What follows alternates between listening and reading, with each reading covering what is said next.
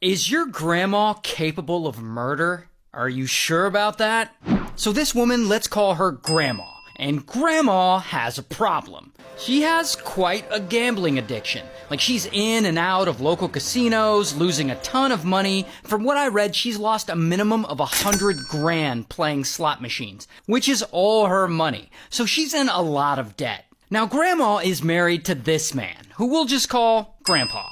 And one day, she and Grandpa are at home, and I guess she needs more money, or maybe she's just ashamed to tell Grandpa that she's in so much debt from gambling. It isn't really clear. But Grandma suddenly gets a pew-pew, and blam, blam, she unalives Grandpa. Then she goes to the employees of the worm farm that they own, and she tells them that Grandpa won't be coming into work for a while because he's been feeling sick. Now, this is supposed to buy her some time before people start getting suspicious. Then she continues living in her home while Grandpa's body is there, decomposing, for a whole ass 11 days. Then Grandma embezzles about 10 grand from Grandpa's business account and she flees, driving away in his Escalade. So now Grandma's on the run. But she's a gambling addict. So as she drives from Minnesota to Florida, along the way, she's stopping at casino after casino.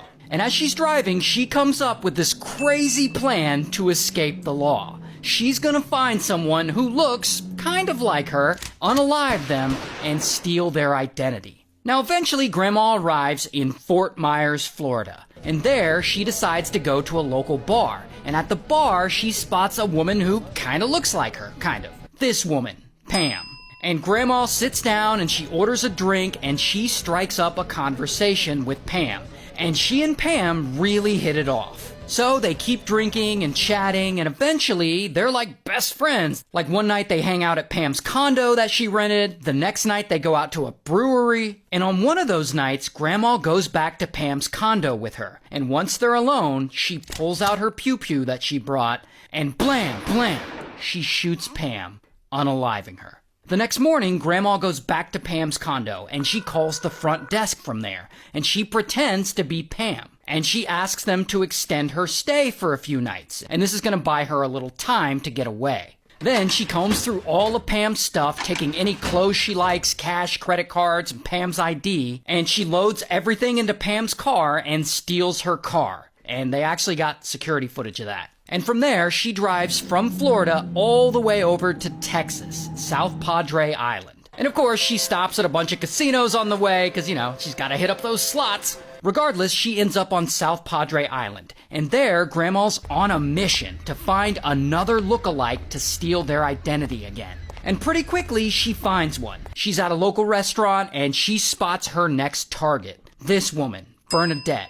And so Grandma approaches her, and they start chatting and drinking and hitting it off, and they have so much in common, what a coinkydink! And just like Pam, Bernadette is just happy to have made a new friend. And so she and Grandma, they get drinks the next night, and Grandma stays over at Bernadette's, and the next morning, they have breakfast together, and then they make plans to meet up again in a couple of nights for dinner. But shady-ass Grandma is about to unalive her too. But here's what Grandma doesn't know, though. Back in Minnesota, Grandpa's employees and coworkers at the worm farm, they hadn't heard from him in a while. So police end up going to his house to do a welfare check, and they find his body. Now, separately from that, in Florida, at the hotel, police find Pam's body.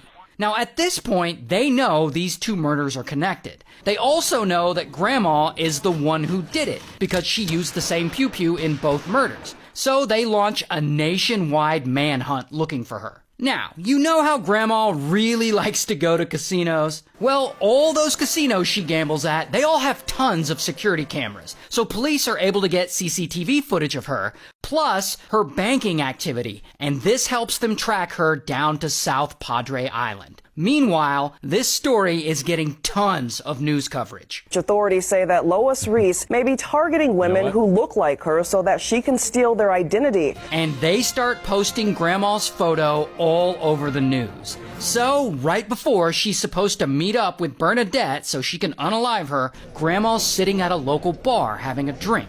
And there, the manager of a restaurant next door to the bar recognizes her from her picture being on the news, and they call police. Minutes later, U.S. Marshals, along with the local police, they swoop in and they surround her, and bam, they finally arrest her.